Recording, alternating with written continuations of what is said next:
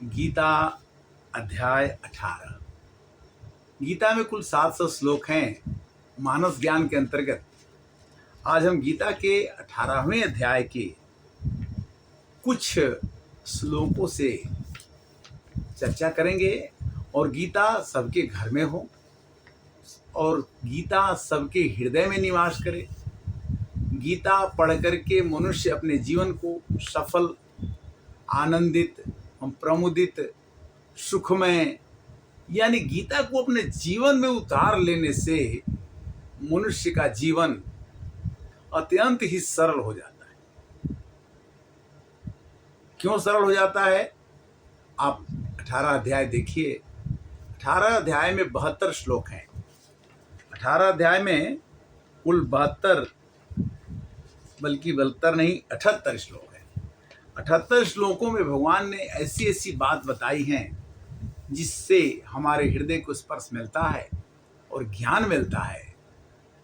भगवान ने कहा, यज्ञ दान तपः कर्म न त्याजं कार्यमेव तत् यज्ञोदानं तपश्चैव पावनानि मनीषिणम्।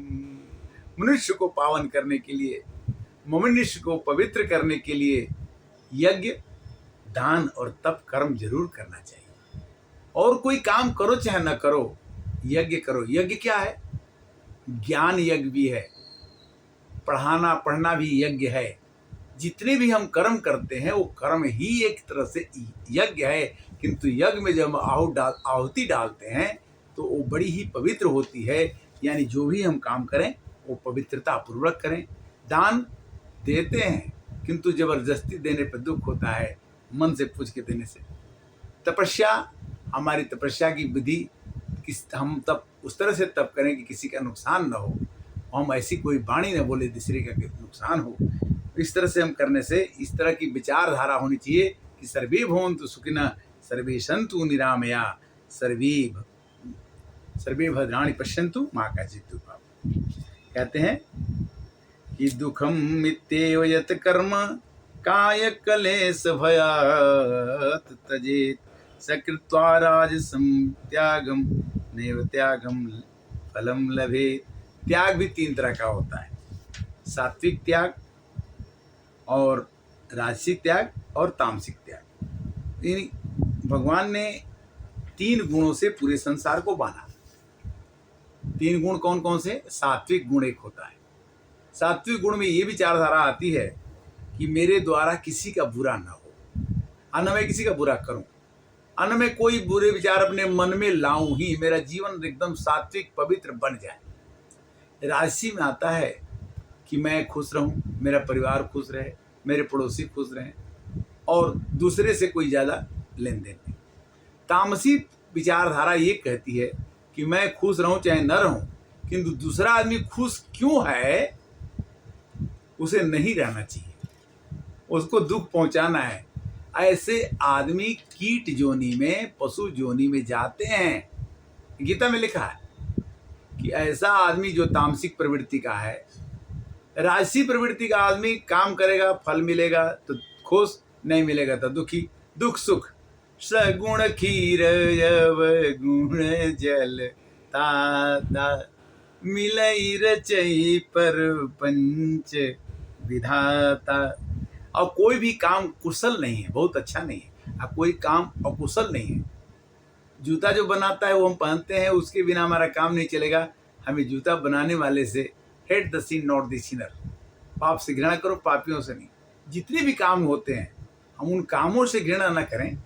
हमें अपने से अपने कार्य को कुशलता पूर्वक करने की एक गीता संदेश देती है। फिर भी 5 चीजें हैं। पंचतानि महाबाहो कारणानि निबोध में सांख्ये कृतांते प्रोक्तानि सिद्धये सर्वकर्मणाम। संपूर्ण कर्मों की सिद्धि के लिए 5 कारण होते हैं। सांख्य, जैसे सांख्य योग एक है जिसमें बताया गया कि संख्याओं के गुणा से हम लोग हैं। 5 इंद्रियां, 5 कर्मेंद्रियां, 5 तत्व से हम बने 15 हो गए, मन बुद्धि अहंकार 18 हो गया। तो सांख्य गणित से हम बन के तैयार हुए हैं। हमारा शरीर ऐसे आसानी से नहीं बना। पहला 5 चीज क्या है? चित्ती जल पावक गगन समीरा, पंचरचित यह अधम शरीरा। यह अधम शरीर है और 5 तत्वों से मिलकर बना है। तो 5 तो हो गए। 5 हमारी इंद्रियां हैं, कान, आंख, नाक, मुंह, गुदा, उपस्थ। 5 चीजें हो गई 10। और 5 इनके काम, आंख का काम देखना, नाक का काम सूंघना, मुंह का काम खाना का, ये उपस्थ और गुदा जो है अपने शरीर से वासना निकालने के लिए है। तो कहने का मतलब ये है कि 15 तो हो गए। मन एक इसमें और आ गया, बुद्धि इसमें और आ गई, अहंकार एक और आ गया, तो 18 हो गए। यानी इतने भी से नहीं, कम से कम 23 तत्व है। और इन तत्वों से मिलके ये शरीर बना है और इसके कारण में अधिष्ठाता हमारा एक फिजिकल शरीर दिखता है, हड्डी हड्डी, उसमें बैठी हुई एक आत्मा है। शरीरम वांग मनोर्यत कर्म प्राभते नरः, न्यायम वा विपरीतम वा पंचीति तस्य हितवः। मनुष्य मन, वाणी और शरीर से शास्त्रानुकूल विपरीत जो भी कुछ कर्म करता है उसके 5 कारण होते हैं। 5 कारण कौन कौन से हैं? कहते हैं भगवान कि वायु, अग्नि, जल, प्राणी की अगर हिंसा होती है हमारे द्वारा तो हम बड़े दुखी हो जाते हैं। किंतु किस कारण, इसका कारण क्या है?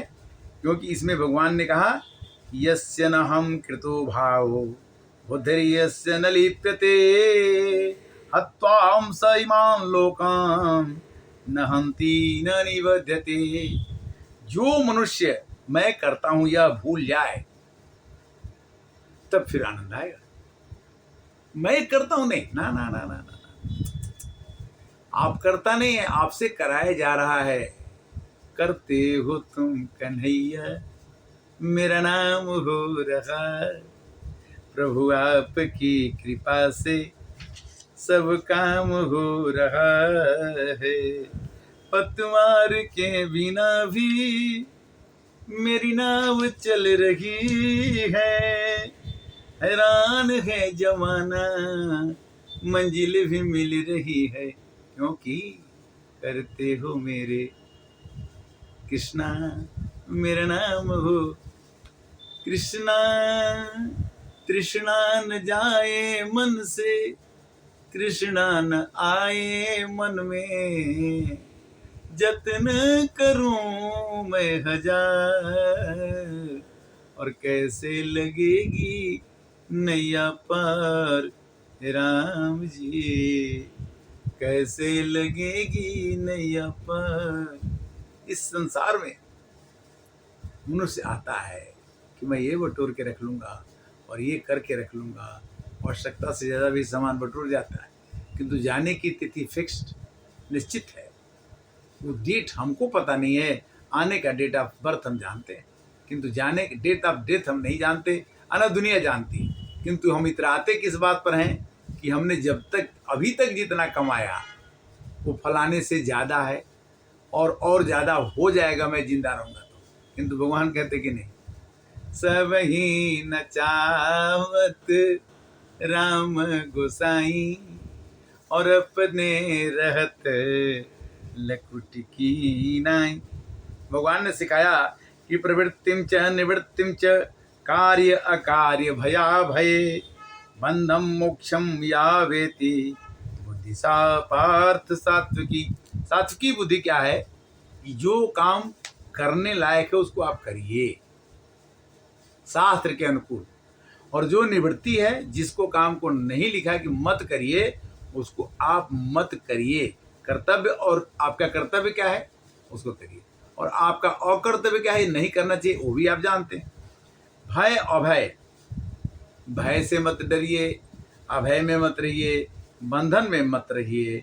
तब अगर इतना आपको भय, बंधन, मोक्ष ये सब पता चल जाए तो आपकी बुद्धि सात्विकी बुद्धि कहलाएगी।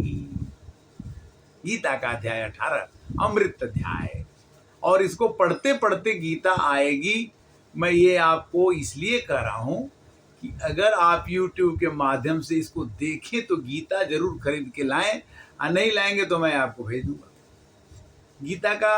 गीता प्रेस से 20 रुपया, 15 रुपया, 25 रुपया में पूरी छोटी किताब हिंदी मीडियम में, हिंदी और संस्कृत दोनों मिल जाएगी।